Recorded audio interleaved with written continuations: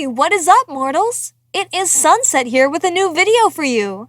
Welcome to part 4 of What If Izuku Was a Scarlet Witch?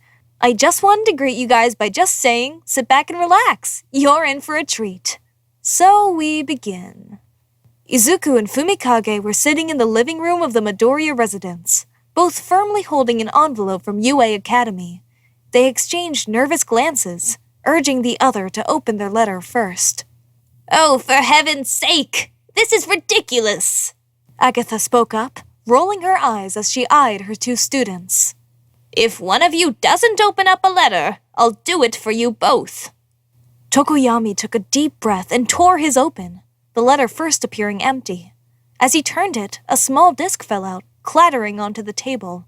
After a moment of silence, it sat there for a moment before it came to life, light shooting out of it as the impressive figure of All Might stood before them all. The holographic image greeted him before stating his scores and entrance into the heroics course. Everyone cheered for the bird-headed teen, Agatha more subdued, but nonetheless. It's your turn now, sweetie. Inko smiled softly at her son as she patted his shoulder. The young man nodded and opened his own, the disc falling onto his palm as it shone brightly. However, rather than the luminary appearance of the symbol of peace, a small, chimeric creature appeared. Nedzu, the principal of UA. Hello, Mr. Midoriya. I'm sure you're quite curious why it is me and not All Might who is giving you your results, and there is a simple explanation for that. Your teacher, Agatha Harkness, came to speak with me before the exams with some intriguing information on who you are and proposed to me that you would become a teacher at UA. Something very valuable to our school given her many years of wisdom and experience.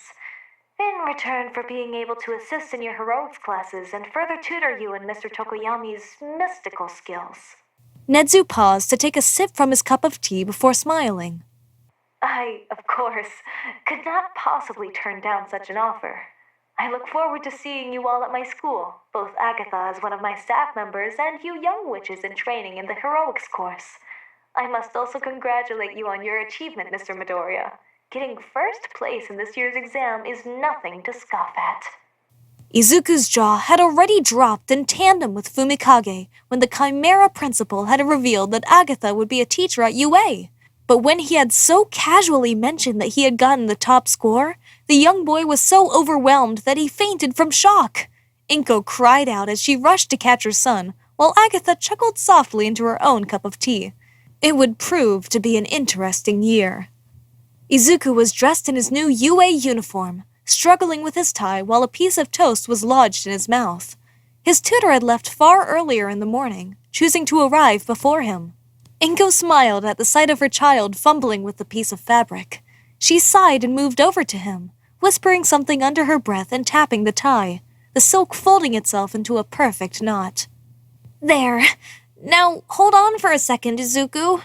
The Midoriya matriarch stopped her son before he could leave. I want you to promise me you'll be careful, all right? Even though Agatha will be there with you, you know how I worry, and... A hug cut her off. You know I will, Mom. Inko felt tears leaking out of her eyes, which she quickly brushed away, nodding.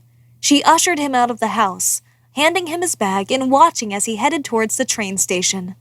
When the juniper-haired teen arrived at UA, he was once more awestruck by its sheer size and majesty. Unfortunately, that size came into play quickly as he soon found himself hopelessly lost in trying to find the location of his class. He finally managed to find the classroom, hearing a very familiar voice arguing with another. The freckled male sighed as he opened the door, his eyes locking onto the scene of Bakugo arguing with a blue-haired student. Katsuki caught sight of him in the corner of his eye and nodded toward him in greeting. Izuku waved before the blonde went back to arguing with their classmate. Midoriya proceeded to scour the classroom, his eyes stopping at the sight of a head full of black feathers. He moved to Tokoyami, surprised when he found him conversing with the girl trapped under the rubble of the exams. Hey, you're the kid that helped me in the exams. It's cool to see we're in the same class. The girl smiled and shot him a thumbs up, the shift of attention making Fumikage turn his head. It's Midoriya, right? Tokoyami said that he knew you. Yeah, we've been friends for a bit now. How do you know him? Oh, we just met. But I can't not be friends with someone who will jam to Slipknot. Their dark melodies encompass my soul and soothe it in the cold darkness. Say less. Izuku laughed as the two proved that they had bonded and began avidly discussing various bands and music groups. He shook his head in amusement, knowing that he had lost his friend until class started. Then he felt a tap on his shoulder, turning around to see the Zero Gravity and Frog Girls from the exams. I told you it was him. It's nice to see you again. The brunette spoke first, smiling brightly as she shoved her hand toward him. I'm Ochako Uraraka. I'm so glad we're in the same class. I agree. My name is Tsuyu Asui, but you can just call me Tsu, kiddo. Midoriya smiled and began introducing himself to them when Ochako suddenly yelped as she saw something behind her. Izuku peeked over to see a man sipping a juice box, huddled inside a yellow sleeping bag. It took you all 8 minutes before someone finally noticed me. Disappointing. I'll say this now. If you came here to make friends, you're in the wrong place. The man let silence reign in the classroom before he unzipped the bag, producing UA gym uniforms. Change into these and meet me outside. Quickly. Before we get back to the video, I'd like to talk about our new channel, Celestia, our channel dedicated to all things Dungeons & Dragons. Currently, we have a series breaking down the different spells in D&D, and soon we'll be starting some new series as well. So, if you're a fan of D&D, or have an interest in learning about it, check it out! Additionally, if there is something you've always wanted to see get made into a video, head over there and leave a comment mentioning it. As the man moved away, everyone sat dumbstruck for a second before being snapped away by Katsuki standing up, grabbing one of the uniforms, and heading towards the changing rooms, everyone else following suit. They arrived at the outdoor field, everyone talking amongst each other, wondering why they had been asked out there.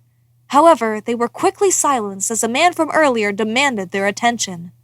Took you all long enough, didn't it? Either way, let's get down to it. My name is Shota Aizawa, and I'll be your teacher, at least for now. His black eyes took in the class around him.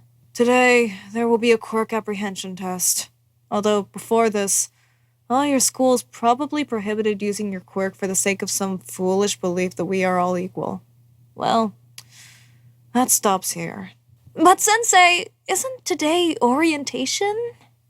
Uraraka tried to speak up, but was quickly cut off by a narrow-eyed stare that made her lose her nerve. Orientation isn't a necessity.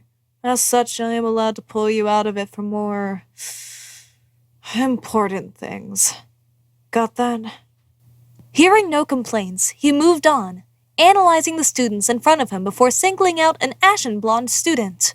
You, what was your record in the ball toss before you came here? 70 meters? Why do you want to know? Because I want you to demonstrate for us your abilities. He came forward, placing the metal ball in Bakugo's palm. But this time, I want you to use your quirk. A scary grin appeared on the short-tempered teen's face, scaring some of his classmates as he stepped up to the line. He reared back his arm, sparks already falling from his hand. Then, with a cry of "Die!" he unleashed a deafening explosion that sent the ball soaring into the sky. Finally, Aizawa revealed the boys' score, displaying a number approximately 10 times the original score. This is what you are here to do, to draw out the full potential in your quirks, and by tandem, you. Everyone began excitedly chattering, eager to see what they could do, until someone was dumb enough to say that it was fun in front of Aizawa.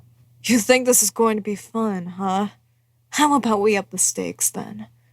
Whoever gets last place in these tests are immediately expelled from UA. Everyone immediately protested in absolute disbelief.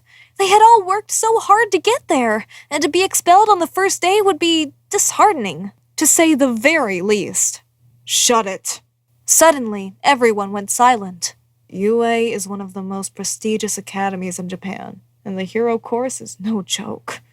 As your teacher, I will determine whether or not you all have what it takes to stay here. So if you want to remain here, impress me. Go beyond what you think you can do, plus Ultra Style. Despite the stakes, the class was inspired to push themselves as hard as possible.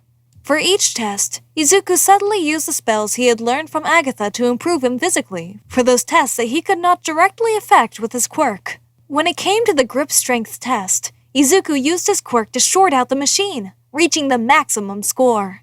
Despite his actions being scolded by the blue-haired male from earlier, he saw Aizawa nod his approval of Midoriya's creativity. It finally came down to the ball toss, and Izuku stepped up to the line. He took a deep breath as red energy wreathed around the ball. He whispered one last spell under his breath as he snapped his hand forward, the ball soaring into the sky before just exiting their side of view, before teleporting. With his effort, he managed to get a total score of 559.6 meters. All of the students anxiously awaited their scores as the test finally ended. Izuku bit his lip and closed his eyes, taking a few deep breaths before looking at the projected scores and letting out a breath of relief and smiling. His efforts earned him 7th place out of the 20 students. Naturally, his eyes traveled to the last place section, finding the diminutive student he had seen in passing in that slot, Minoru Mineta. Mineta seemed to be nearly pissing himself out of fear as Aizawa intently glared at him. I guess I won't be expelling anyone today.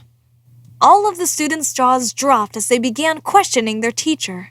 All this was a logical ruse to force you to push yourself harder. A hero is never stagnant. They should always be pushing themselves to new heights. This is a lesson I wanted to instill in all of you. However, some of you are still lacking, and I expect better next time. Understood?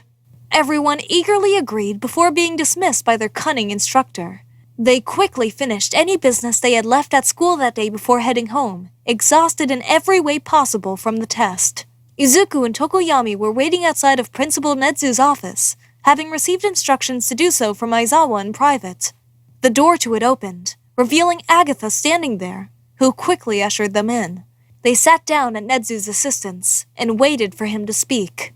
Now that we're all here, I suppose it is time that we explain ourselves. As you already know, in order to continue both of your educations in mystic arts, Miss Harkness has agreed to create a hidden program here at UA, focusing on witchcraft. However, I am sure that both of you boys will be happy to learn that any other mystically talented teenager will also be offered a spot. Both of them eagerly nodded in the excitement that they could possibly be meeting other witches, a rarity in this day and age. Agatha smiled softly at both of them, fond of their eager spirits. Things in both the realms of the magical and normal were rapidly changing, and she could not help thinking it was for the better. Thank you all for indulging yourselves in all this information thus far. I hope you enjoyed it. Now, there are a few more things that I'd like to go over before the video ends. Firstly, I'd like to say that if you're in the mood for some great storytelling, We the Celestials has you covered. Our We the Celestials My Hero Academia and Naruto What If channels retell the story of their namesake anime with a twist. Check it out if you're interested. Secondly, on behalf of We the Celestials, I'd like to thank everyone involved in today's excellent content production. Their details can be found in the description below. Lastly, if you're interested in what we do here at We the Celestials, I'd like to extend an invitation to join the team. The only caveat is that we only accept members from 16 years old to join our crew. You can sign up for whichever category fulfills your interest by joining the recruitment Discord using the link in the description below. We're always looking for members to join us. Well, that's it from us for today's video. So thank you all for watching and have a great day!